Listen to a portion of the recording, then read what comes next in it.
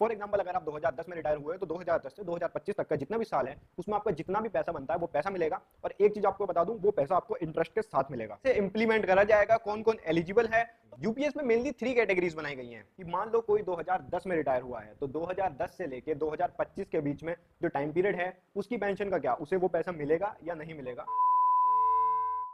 Central government के जो employees है उनके लिए लागू होने वाली है यूपीएस, यूनिफाइड पेंशन स्कीम। तो आज की इस वीडियो में बात करेंगे इसी टॉपिक पर कि इस स्कीम को कैसे इंप्लीमेंट करा जाएगा, कौन कौन एलिजिबल है। तो वीडियो को लास्ट तक जरूर देखें। तो जैसा कि आप लोगों को पता है, काफी समय से ओपीएस, ओल्ड पेंशन स्कीम को लेके प्रोटेस्ट चल रहा था। जो सेंट्रल गवर्नमेंट के एम्प्लॉइज हैं वो न्यू पेंशन स्कीम के खिलाफ थे। इन लोगों का कहना था कि न्यू पेंशन स्कीम को बंद करो और ओल्ड पेंशन स्कीम को लागू करो। तो इन चीजों को देखते हुए केंद्र सरकार ने कमेटी बनाई थी। उस कमेटी में बहुत सारे गवर्नमेंट एम्प्लॉइज और ऑर्गेनाइजेशन से मीटिंग हुई और उनका फीडबैक लिया और इन चीजों का कंक्लूजन निकला UPS, unified pension scheme. UPS के कुछ मेन पॉइंट्स हैं, तो सबसे पहले उन पॉइंट्स के बारे में बात करते हैं। अभी ये स्कीम राज्य सरकार द्वारा लागू हुई है, केंद्र सरकार द्वारा नहीं। तो अभी से 23 लाख एम्प्लॉय को प्रॉफिट मिलेगा। जितने भी एम्प्लॉयज हैं उनके पास ऑप्शन रहेगा कि वो एनपीएस को चूज करें या यूपीएस को, मतलब वो न्यू पेंशन स्कीम को चूज करें या यूनिफाइड पेंशन स्कीम को। यूपीएस 1 अप्रैल 2025 को लागू होगी। अभी इसका अनाउंसमेंट हुआ है। इसे इंप्लीमेंट होने में 1 अप्रैल 2025 तक का टाइम लगेगा, मतलब अगले साल को अप्रैल में ये लागू हो जाएगी। अब बात करते हैं यूपीएस की कैटेगरीज की। यूपीएस में मेनली 3 कैटेगरीज बनाई गई हैं: एश्योर्ड पेंशन,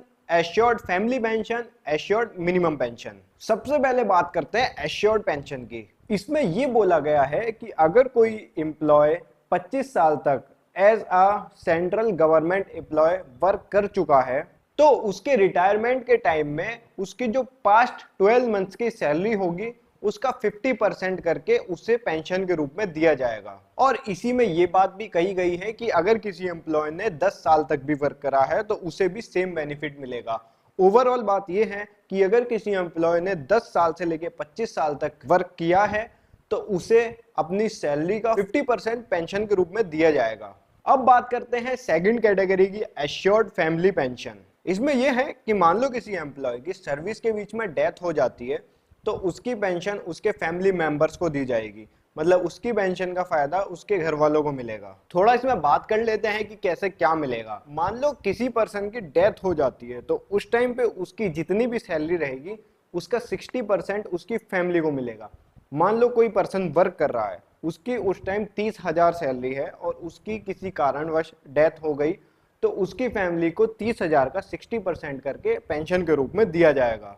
अब बात करते हैं थर्ड कैटेगरी की, assured minimum pension.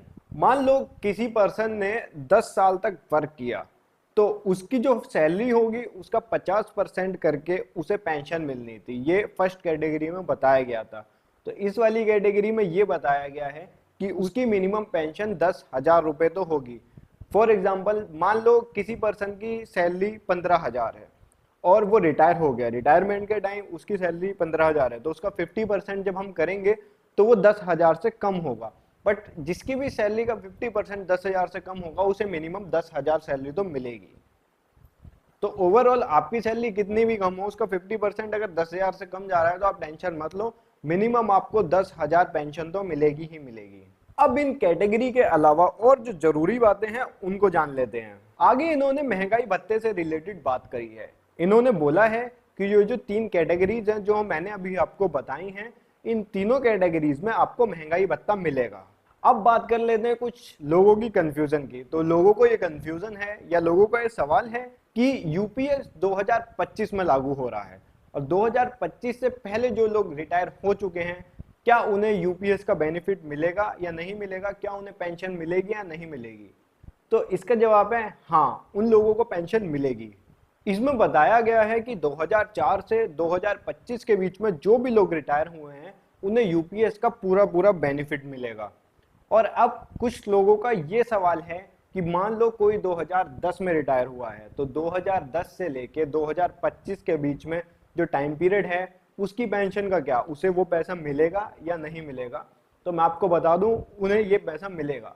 For example अगर आप 2010 में रिटायर हुए तो 2010 से 2025 तक का जितना भी साल है उसमें आपका जितना भी पैसा बनता है वो पैसा मिलेगा। और एक चीज आपको बता दूं, वो पैसा आपको इंटरेस्ट के साथ मिलेगा। तो ये थी यूपीएस की सारी इंफॉर्मेशन। आई होप आप लोगों के सारे डाउट्स क्लियर हो गए होंगे। फिर भी अगर आपके मन में कोई भी डाउट है तो आप कमेंट सेक्शन में उसे ड्रॉप करें, आपको उसका रिप्लाई जरूर मिलेगा। और ऐसी ही वीडियोस के लिए चैनल को सब्सक्राइब करें। मैं आपको जल्दी मिलूंगा अगली वीडियो में।